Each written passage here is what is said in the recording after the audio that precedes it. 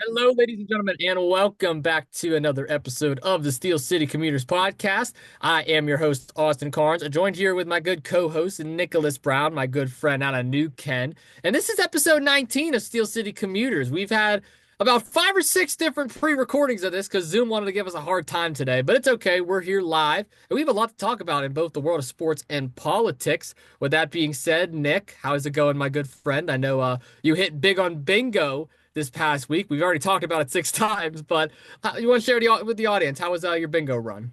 I'm getting this sprout back. Everything's comes in like little bumps and humps, and so I'm like on a streak right now. I don't know what's going on, but next time we connect, you and Lucas, I'll have to treat you guys because you've treated me before, and that's just the right thing to do. So you need to move closer to me. You're all the way out in Carnegie, so it's like I never get to see you, and if I do, we have to make a trip through the city. When of course we did it through a marathon day, and that was a disaster. We wasted a lot of time. But no, bingo's going well. I've been so busy. Tuesdays I call and play the rest of the week. Just like enjoying that time to myself with family, friends. But how's everything been with you lately? Everything has been going good, my friend. I did a lot of traveling this past weekend. I covered 2 different wrestling events. One of them up in Washington Wild Things, IWC's Ballpark Brawl, Wrestling at the Ballpark, excuse me, which concluded with a Ballpark Brawl match. And then on Sunday, I was actually in Dayton, Ohio the entire day for Pro Wrestling Revolver. So a lot of traveling this weekend, a lot of me being on the road. I mean, you know how it is, Nick. I'm constantly busy. That's one of the reasons why we're on Zoom right now is because we really can't get down to the media hub right now just because of how crazy our schedules are. Yes, and we can't use the media hub over the weekend, so we're kind of left with a Monday through Friday. You work, I intern, all of the events that we have going on, 2 jag-offs. It's like Zoom is the perfect place at now almost 11:30 at night. Yeah, I mean, it would have been more like 10:30 if Zoom didn't give us a hard time several For the times, but sixth that's time. six times a charm. Who knows? It's gonna cut out when we're talking about Brunson later or something. I don't know. Probably when we have a very special guest call in. Oh, goodness. Let's thanks. Anyway, let's talk about the mayor race that went on, the election. Corey O'Connor is officially now mayor-elect for downtown city of Pittsburgh, defeating Ed Gainey, who is the former and current mayor of Pittsburgh. Nick, what's your thoughts on this? I still feel like this is open invite for both of them. They're both welcome to come on the podcast. We'd love to interview them, love to talk about their plans, their goals, and of course the city of Pittsburgh overall. But what's your thoughts on this overall race? I just got word that Tony Marino also wins the Republican race for Pittsburgh mayor for the primary, which means in November, come head to head, it will be Corey against Tony head to head match. So both of them are welcome on the podcast. We're also extending the invite to the Gainey campaign because Gainey is going to be mayor until January.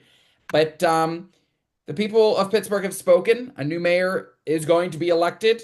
Going to be very interesting to see who wins. Corey O'Connor for the Democratic side, Tony Marino on the Republican side. So very interested to see what the outcome is. Absolutely. And again, open invite to both of them. Over here in Carnegie, Sam Bigham actually just won the election. So shout out to Sam. He's actually going to be coming on 2 jag-offs hopefully in the near future to share his story about only being 23 years old and being elected mayor. He's only 2 years older than me, which I think is a pretty cool story. So Is very he? excited to see. Yes, he is. Interesting. He'll have to come on Still City too, because we have a lot of questions for a lot of the elected officials in our area. Absolutely. Open invites to all. Open invites to all. There was another piece of political news I wanted to cover with you, Nick, and it's unfortunately about our former president, that of course being Joe Biden. It was announced that he had a severe aggressive case of prostate cancer. So I just want to start off by saying, of course, my well wishes go out to Biden, the Biden family, and anyone affected by this. This is obviously something we're going to be taken very seriously. You never want to see it. At the end of the day, this is something that should unite us, not divide us. This is human lives that we're talking about here. So let's put politics aside and let's look at the general overall picture. Joe Biden is not just a former president, not just a former senator. He's also a father. He's also a husband. He's also a grandfather. He's also an uncle. This is a family man we're talking about here. And you would hate to lose someone in your family. Biden's a fighter. Let's see what he can do from here. Yeah, Thoughts sending and the prayers go out. president Yeah, sending the president and the whole Biden family our well wishes. We know the president's a fighter, and we know that he is going to be able to get through this. Indeed, indeed. And anybody is invited on, of course, in the political sphere. We're not scared of anybody. We would love to have those conversations. We would love to invite Elon Musk to our platform as well. Why? A lot of questions regarding Tesla, his time in DC. I think he could shed some light on his activity in Doge and then what's going to be coming up with Tesla over the next few years. There was a question today, he was interviewed on CNBC. Why doesn't Tesla buy Uber? It's a question. I think it's a lingering thought out there given what Uber and what Google's Waymo does. I think Tesla can kind of be wrapped into that core category. But would love to get Elon on for an interview to kind of get his thoughts on the political turmoil, the economic status of what's happening right now with tariffs, with everything coming in, and just his time in DC. Could we ask Elon Musk why his haircut looks like a younger Grinch? You can ask him that if you want to be silly, but I will refrain from targeting him with such questions.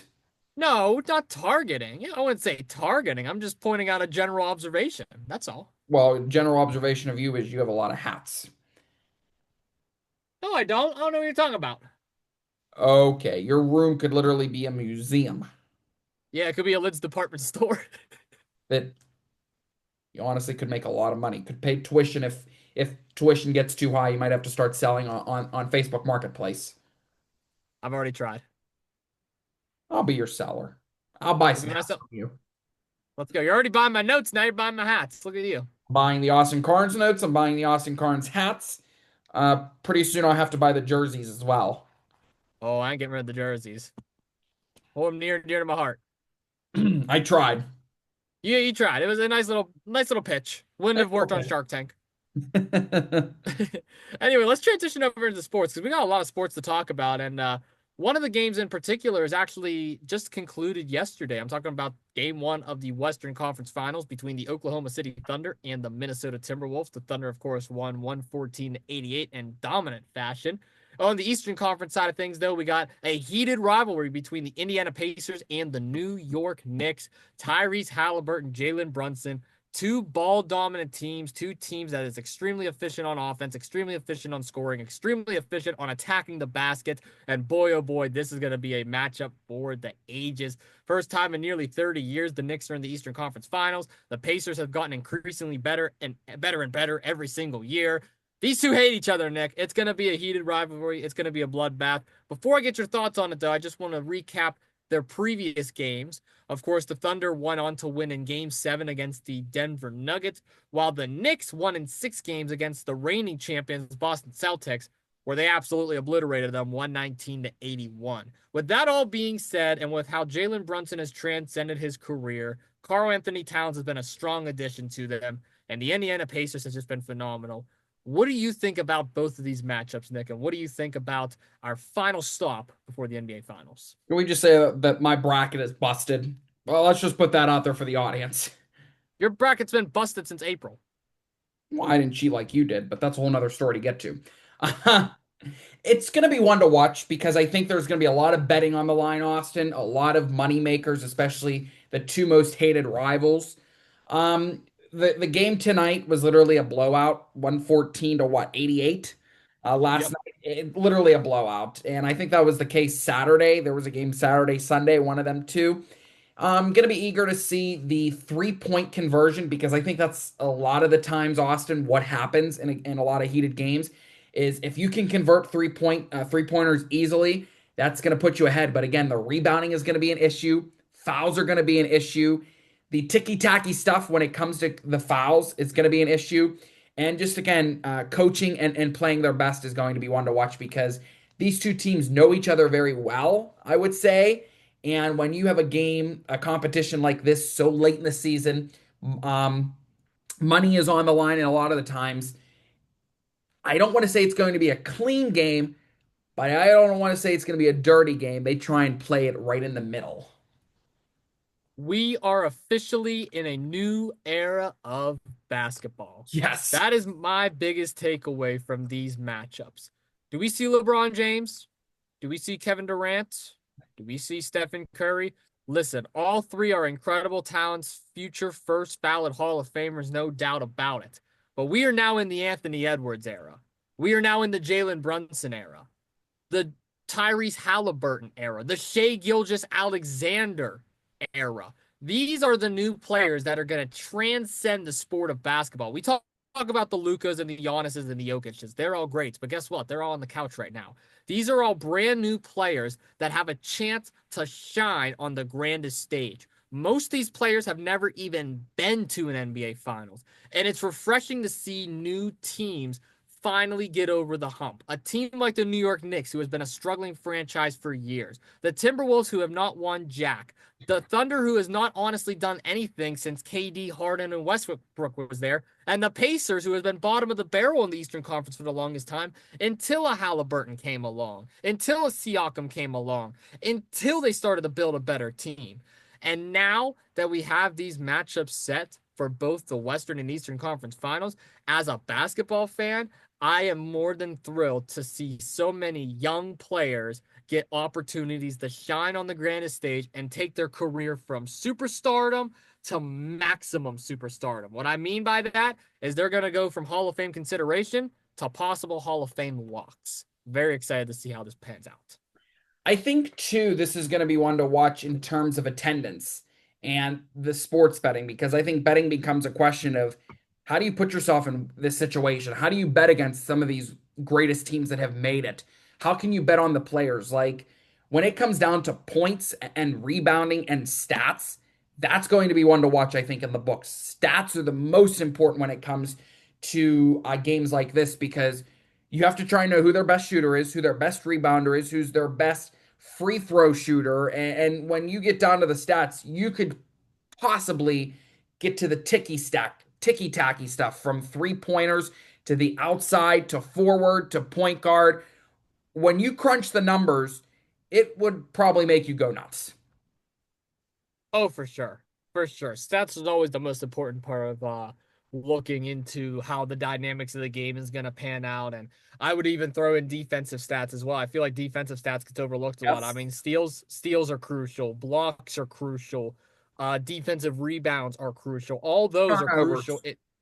Turnovers, exactly. Those are all crucial in big game scenarios. And I mean, what bigger games are there than the Eastern and Western Conference Finals? And I got to tell you right now, Nick, I am very impressed with the way the NBA playoffs have panned out. I mean, we talk about how great the Stanley Cup playoffs are, the NFL playoffs are. I feel like we got to make a case for the NBA this year. The NBA playoffs has been unique, it's been unpredictable, and most importantly, it's been filled with superstars all across the board, from seeds 1 through 8 at the beginning of the playoffs, all the ways to where we are now. It was superstars every single matchup. Every team felt like they belonged at one point or the other, except for the Heat. But every team felt like they belonged.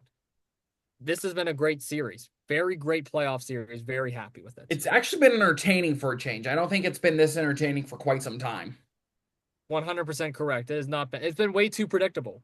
Like last year, it was It was the Boston Celtics. We all knew they were going to win. Now, unfortunately, Jason Tatum suffered the Achilles injury, which I'm wishing him nothing but the best. Jason Tatum is a superstar. He's a baller. He's an NBA champion. In my opinion, should have been NBA Finals MVP over Jaylen Brown, but that's a different story for a different day. Look, here's the thing, though. Even though he had that injury, they still got absolutely demolished. They still had a Jaylen Brown. They still had an Al Horford. They still had a Porzingis. There's no excuse. Derek White. They still had their players that they had on their team. There's no excuse to lose that badly to the New York Knicks in a game 6. Absolutely not. In the Mecca, yeah, no, you can't do that. In the Garden, no. Come on, guys, you could do better. In the But garden. yeah, Madison Square Garden. But I was very disappointed in that. But outside of that, man, great playoffs. I'm happy. Great playoffs. You brought up a great point, Nick. Doesn't put me to sleep like the others have. Exactly. Let's briefly talk hockey just for a second before we get into our football news, I because I know can we have a fuss lot it of N. again there. Well, actually, I'm doing great. Oh, of I'm course you doing are. great. What else is new? Well, there was a game that was played yesterday as well. Game 1 of the Eastern Conference Finals. It was the Florida Panthers who actually defeated the I'm not the Miami Hurricanes. Oh my goodness, this isn't college football, Austin. It's 11:30 at night. Give me a break.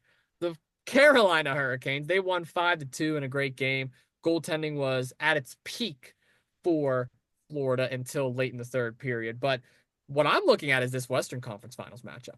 You got the Dallas Stars and the Edmonton Oilers, the runners-up of the Western Conference Finals last year and the runners-up of the Stanley Cup Finals last year, a rematch. Oilers, Stars. Now, the Oilers, of course, had the toughest, arguably, schedule the entire playoffs. But they overcame that against the Vegas Golden Knights, winning in only 5 games. Before that, they had an absolute bloodbath with the LA Kings where they sent them home for the fourth year in a row, which is sad. How do you lose to the same team 4 years in a row in the playoffs? That's absolutely awful. LA needs new management. That's besides the point. The Well, new Stars management is ready to take over. will take over the LA Kings, damn it, because they need it. But Thought. no, the Dallas Stars, man, I told you, Ottenreiner, coaching, jersey, everything about this team has been at its peak this year. That's why I gave them as my early Stanley Cup final winners. And guess what? They are possibly going to be one series away from doing just that. Very excited. But I found this interesting, Nick. A lot of people predicted the Oilers and Panthers, the winner of the Stanley Cup and the runner up the Stanley Cup last year. Most people predicted them to either barely miss the playoffs or to be first round exits. Both of them are right back in the conference finals. That really speaks volume on how good both these teams are. It not only speaks volume, but also the amount of preparation that they have worked and the amount of goals, I think, too, and the stats again. Same with hockey. You can get into the ticky-tacky stats, but again, it's more entertaining. But also, when your bracket is busted, I think it also puts entertainment for that too, because you want to see how the other side of the world does. And again, with betting, again, people want that money. And so you're looking at key specific players, you're looking at key teams of who you're picking overall. I don't know if you've cheated in your bracket. You probably have. Next year, I'm using AI on my bracket. Well, you do just that, Nick, but I wasn't cheating on my bracket. I was looking at the Florida Panthers and I said, you know what? They got a Seth Jones. They got a Bobrovsky. They got an Alexander Barkov. They got a loaded team. They got a loaded roster. Well, yes, but not every team is meant for that. Which bracket did you win early on in the season, towards the beginning of the year? You had a good bracket of something. I can't remember. March Madness. Football. March Madness. That's another bracket that you demolished. Well, yeah, because I watch basketball. Okay, but are you sure you didn't cheat? It's okay. We won't tell anybody. Nick, I call basketball games. You know this. I know, but I'm just saying you have a lot. You have a good amount of almost perfect brackets, and it seems strange all of a sudden. I don't know. I don't know what you're up to. We're gonna have our special guest weigh in on that later in the podcast. Of course, of course. I'm just Do you saying have it's any? a valid question that many people are bringing up now, and I'm bringing up. New management has brought up. People surrounding you have brought up. I people want answers. Well, here's your answer, Nick. There is no cheating. There is no finagling. There is no inside job. This is not Watergate. Are you This is sure? sim. No. Yeah. Yes, I'm sure. I'm sure this is. You're trying to catch me in a trap. Damn it. No. There's no Watergate. There's no scandal. I just watch sports. I'm a sports. You look at my room. You can't tell by my room I'm a sports fanatic. No. Okay. What do you think this was I've been Victoria's Secret? I've been in your room. I can say that, and it really is a museum in there. It really is. There's trinkets everywhere. Yes. Some stuff that you would not expect. No. All right. Well, I think it's time now we get into our little NFL news segment. What do you think? NFL. There's a lot of NFL news. Nick Sirianni. Yeah, that's actually what I was going to start off with. The Philadelphia Eagles signing a Super Bowl winning head coach now, Nick Sirianni, to a multi-year contract. This is not even a year after he won the Super Bowl for the Eagles. Nick, a lot of people has been very critical of Nick Sirianni, though, ever since he became the head coach. Howie Roseman, the general manager, has obviously been sensational. Outside of passing up Justin Jefferson for Jalen Rager, he has pretty much made amazing decision after amazing decision for the draft, bulking up their defense, suiting up their offense for superstardom, building pieces like A.J. Brown and Saquon Barkley around a young Jalen Hurts, bringing in Devontae Smith, who's a former Heisman Trophy winner, and yet he still gets ridiculed for some decisions that are made on the field. Personally, I believe Sirianni is one of the most underrated coaches out there, and we'll get into that in a second. And I actually went on the We Are Family podcast and discussed this, and I was pretty surprised to find out most of those boys weren't fans of Sirianni. That's no offense to any of them. Shout out to all of them. They're doing great on their podcast. But a lot of people, that just speaks volume on how a lot of people are critical of Sirianni. What's your thoughts on this signing? I'm not surprised. When you win a Super Bowl, of course you're going to get a multi-year contract extension. That's like a guarantee right in the books. Even if you make it to the playoffs, you're like almost guaranteed a playoff extent or a contract extension. In this case, I can be critical of Nick Sirianni. I've been critical of him, and you can play both sides of the aisle. There's a lot of decisions when he makes when it comes down to the wire that not they're not always great. But then the when you look at the overall picture, he's a decent head coach. You can't forget about his awesome security, Dom, Big Dom. Ha! Big Dom! Big Dom, and just the overall environment of the whole Eagles, room with coaches, staffing, and the overall decision making. It's something that I don't think many teams have. The chemistry between Sirianni and his players. We are critical of him at times just because of a lot of the quarter game day decisions that he makes, like in real time. But if you look at it overall, he's underrated in a lot of ways. A lot of tricks that he can pull, a lot of the fast plays that they can change instantly. There's a lot of credit that he deserves that he doesn't get. Honestly, he does. I agree with you. I mean, this is no disrespect to Andy Reid or Doug Peterson, but Peterson only won one Super Bowl with them. Sirianni already took them to two, won one of them against the Chiefs, against Andy Reid, who is a former head coach of the Mhm. Eagles. Andy Reid couldn't even win a Super Bowl when he was with Philadelphia. So that really speaks volume right there. And I got to tell you right now, Nick Sirianni, his development cycle that he has put his players through has been one of the most smoothest transitions of college to pro that I have ever seen. Every player that has been drafted, whether we've been critical of them or not, going into the draft process, has panned out great or at least above average at the very least. Look at a Jalen Carter, for example. Jalen Carter had so much issues going on coming out of college. Of course, he had the one incident with Law. A lot of people talked about his weight. There was a lot of main concerns with him going into the draft. He's a freak of nature now in the NFL. He is one of the most dominant defensive players out there. And that just shows that, hey, just because you were a little suspect coming out of college and your draft stock significantly decreased, we can still put you through our program and be ready by week 1 of the NFL season. We saw this with so many players. Jalen Hurts went through this process. Devontae Smith went through this process. Even the great Jason Kelsey went through this process before he initially retired as arguably one of the greatest centers of all time. Love the way the Eagles run their things. I'm not going to credit Sirianni to that because he's the coach, but he certainly is a key contributor to it. I give the credit to Howie Roseman and that Eagles front office, though. What do you think of the roster this time around? Is it going to be one to watch? Is it going to be another, I don't want to say record year, but another matchmaking year, another player year? I'm a little concerned with their linebacker depth because they lost a couple of players, but their secondary is relatively young, which is good. They got a young secondary they can work with for a couple of years. They got a solid defensive line. The offensive line is pretty much the same, and the offense is pretty much the same. So if it's pretty much a copy and paste of last year minus a few defensive players. So obviously defense is what wins you games. Defense is what wins you championships. So you gotta make sure your defense is buffed and ready to go by week 1.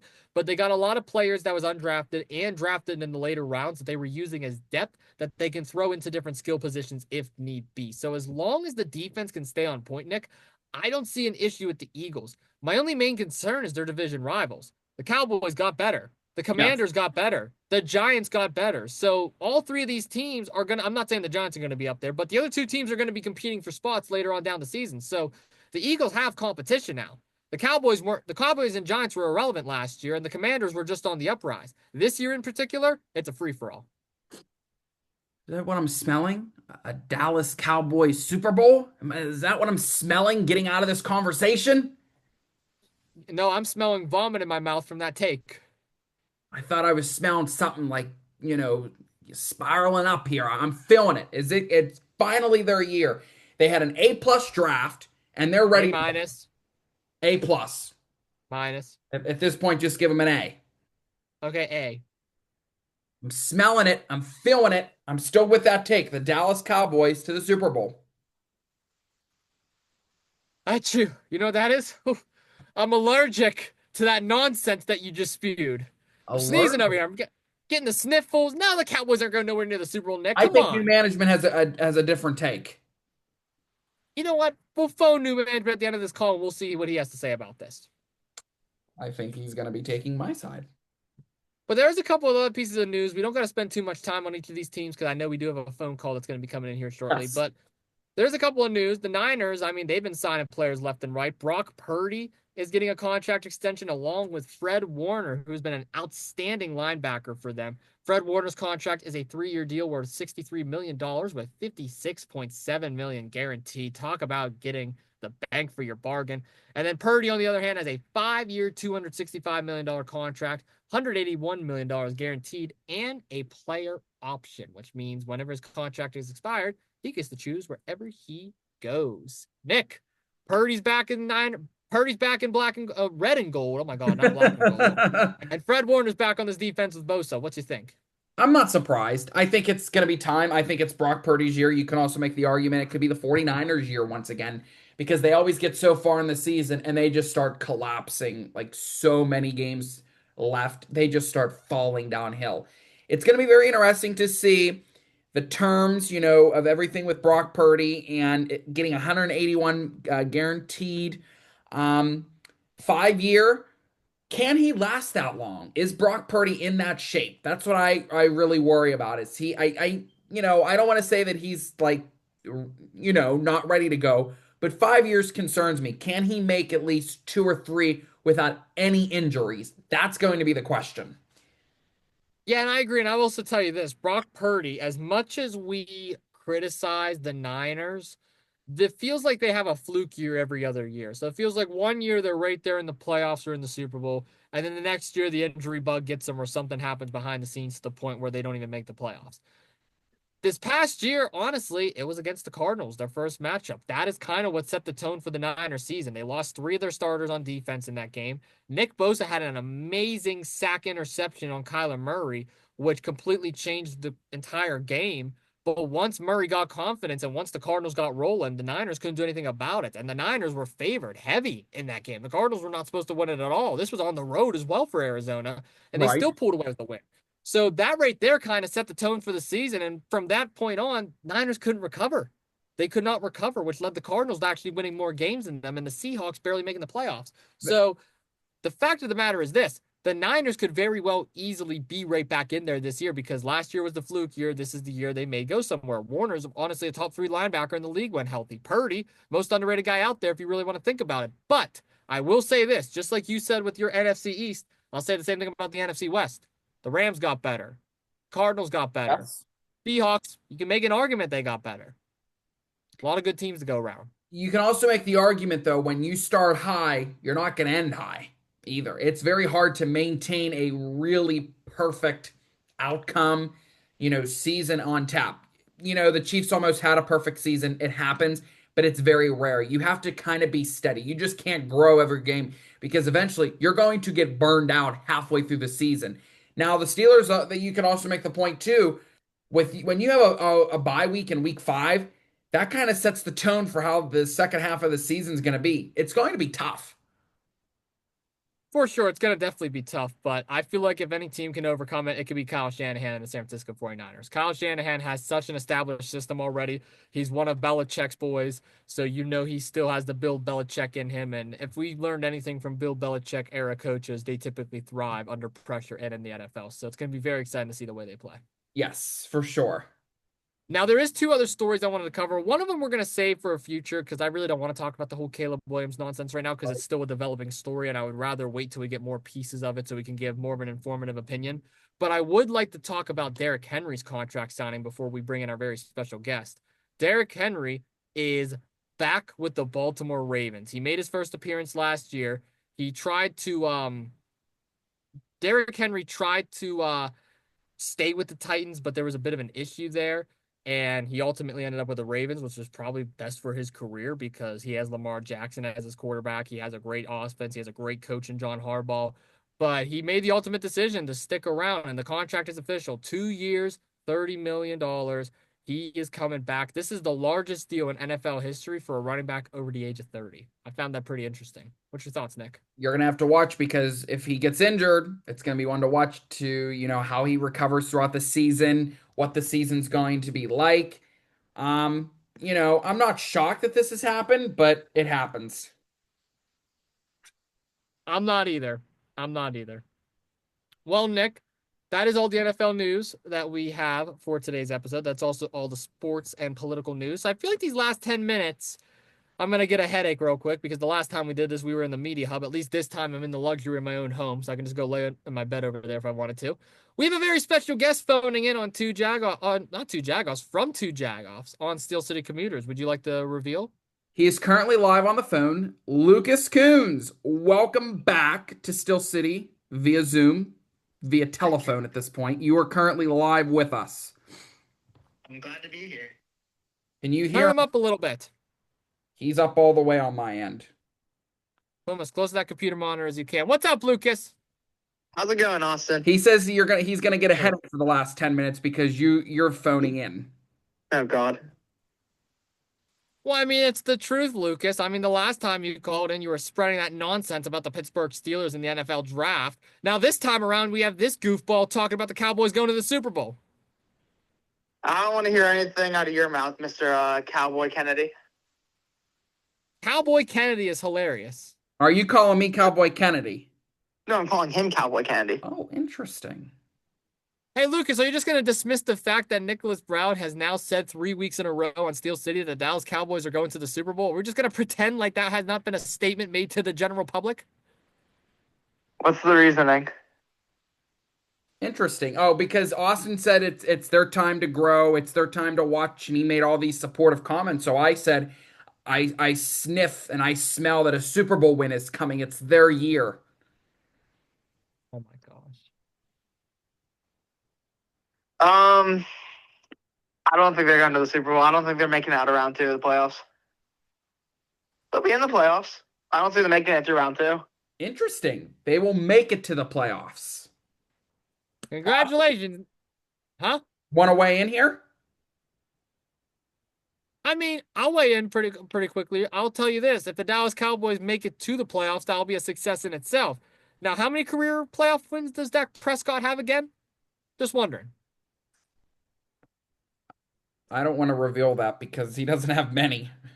Exactly. That's the point I'm But trying to neither make. do your Cardinals. You can make that point too. Okay, but here's the difference, Nick. I'm not delusional. I know the Cardinals are going nowhere near But the well, Super Bowl. I think it's fair to say, and Lucas would agree, off camera and off podcasts, you're like full blown on with the Cardinals and like cheering them up, but you don't want to reveal that publicly. I will say this, the Cardinals have certainly improved. I'm certainly more excited to see the way they play this year compared to the last few years, but my expectations are still here for them. Your expectation for the Cowboys is off the damn monitor. You can't even see it on the Zoom call, Nick. There's only a little rectangle, and yours is all the way up here. Lucas, want to weigh in here? Yeah, I mean, you do make a good point. It's crazy hearing a Cardinals fan try to talk about the playoffs and Super Bowl, considering he doesn't even know what that is if he's trying to watch his own team. Hey, how's your Steelers doing, pal? Who's your quarterback again? Mason Rudolph? Will Howard? They're making it farther than you guys are. Interesting. Well, we'll see about that. Interesting. Oh, we will. And Austin also wants to bring up Dak Prescott's playoff wins. But something he brought up last year, too, before actually our Super Bowl, our pre-Super Bowl episode, was that we should be very concerned about the Eagles' coaching records against Kansas City or just in the playoffs in general / Super Bowl. But Wait, Philadelphia? It didn't matter. Yeah. Repeat what you just said. Austin looks confused on the screen. You can't see him, but I can. He looks very confused and puzzled. During the pre-Super Bowl episode, I think it was the defensive coach. Austin brought up that he's like 0-7 against the Chiefs or something. No. I know what you're saying, Lucas. Yes, you're right. So I said that defensive coordinator of the Philadelphia Eagles, Vic Fangio, was 0-8 going into the Super Bowl against the Kansas City Chiefs, and that he had to change his game plan completely to completely flip what he had against the Chiefs over the last several years, because Fangio was the head coach of the Broncos before he joined the Eagles. So that record is combining both of his coaching tenures. And I said that Vic Fangio is the strong point that we need to look at going in that Super Bowl. And guess what? He did exactly what we talked about on the Super Bowl special. So yeah, that is a point that I did bring up. That is something we should be concerned about. But that doesn't really fall on I said I wasn't worried about the past records. I said I'm only looking at this year, and you said that I'm an idiot for thinking that. Not what I said. Put words in my mouth now. Go back and listen to that episode right now. I mean, you can, yeah. My opinion's a lot of change over the last couple of months. You wanted Mike Sullivan to be the head coach for God knows how long, and you flipped your opinion. So what's the point you're trying to make? It's been like a year and a half since I said that. Okay, and that was like almost a month. That was almost a year ago when I said that. Austin Carhenge is freaking out because he's under pressure and he has nowhere to hide, just like politicians in this world. The cool thing is, Nick, there's a feature that turns off the camera and allows me to go sleep in my bed over there. Oh, we know that you're gonna hide no matter what. Hey, pretty cool announcement. I'm pretty sure Ed Gainey won't be our governor anymore. Speaking of politics. Speaking of politics, yes. Hey, speaking of politics, Lucas, he's not the governor, he's the mayor. Or mayor, sorry. My fault that you told me at basically midnight and I'm tired. Fair point. Or hinge. Mm-hmm. He's on the screen right now doing his moment. Yeah, put that muffler moments. Muffler moments, yes.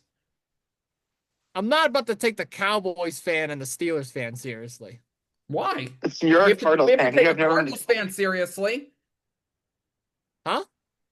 Oh my gosh. We have to take a Cardinals fan seriously. Yeah, it's better than taking a Cowboys and a Steelers fan seriously. At least I know that my team's going to cause me depression next year, and I'm going to be upset. He's trying to talk about the Super Bowl, but his team's never even won the Super Bowl. Right. I never once mentioned the Super Bowl. He's the bozo over here saying, we're going to the Super Bowl. I sniff a Super Bowl. That's what he's doing over here. He's sniffing like a Maltese dog. We're not going to the Super Bowl. Austin, your team sniffed it like one time in like the last like almost 20 years. And how that here's the thing, ladies and gentlemen. Lucas, timeout. This is timeout for a second. This is how you know to catch a Steelers and a Cowboys fan. This is why they're the two most nauseating fan bases out there, because I have not once said a damn thing about my team. I know how bad they are. I know how pathetic they are. Same thing about my other teams I root and support. You guys, though, want to continue to nitpick at it because you have nothing better to talk about, because you know that your team is going to cause that same amount of depression later on, but you're trying to hide it from the fact that my team is already getting timeout. I let you speak. Timeout. Okay. Your teams are just as bad, if not worse, in certain categories. Let's just leave it at that. Okay, wait. Why can't I talk about your team, but you can talk about my team? What's the big deal here? You just talked about my team for the last 5 minutes. Yeah, but like you're getting mad about it. Well, you're talking about my team also. So like we're just talking about each other's teams. Well, maybe that's a conversation we need to have later on. In person. If you're gonna bring up my team, then I can bring up your team. In person. We're gonna get you back on in person for sure. All right, well, Lucas, thank you for phoning in and causing me a migraine. Anytime. I'm always here to cause you migraines. We'll speak off the telephone, because I heard that you were giving him a migraine earlier with your nonsense. Hey, listen, that was his fault, not mine. Thank you, Lucas, for the call in. Good. Anytime. Good to know. Thanks, Lucas, for calling in. Yeah, talk to you guys later. Talk to you later. That's Lucas Coons from Two Jagoffs and Lucas Carries. Yeah, you see why I have a headache now? No, I have a headache from you. I think he made some good points. We can bounce off of. You're just saying that just to suck up to him. New management is on top, like normal. Maybe we'll get him on a Zoom call one of these late nights. Well, definitely, because I'm dealing with a lot of nonsense that's filled in this brain. But I smell a Super Bowl coming on. It's a big pot of stew that the Cowboys are to the Super Bowl. That stew's about 27 years old. Well, we have like no time left. We're going to get cut off here in like probably 50 seconds. Yeah, so with that being said, thank you all so much for tuning into yet another episode of the Steel City Commuters Podcast. Thank you so much to Lucas Coons for calling in and taking the time on this late Tuesday night. Congratulations to all the winners in the elections that took place all over the Steel City today. We would hope to have some conversations later on down the line. Nick, any final words for our audience out there? We'll see you next week. We will see you next week. Thank you all so much for tuning in.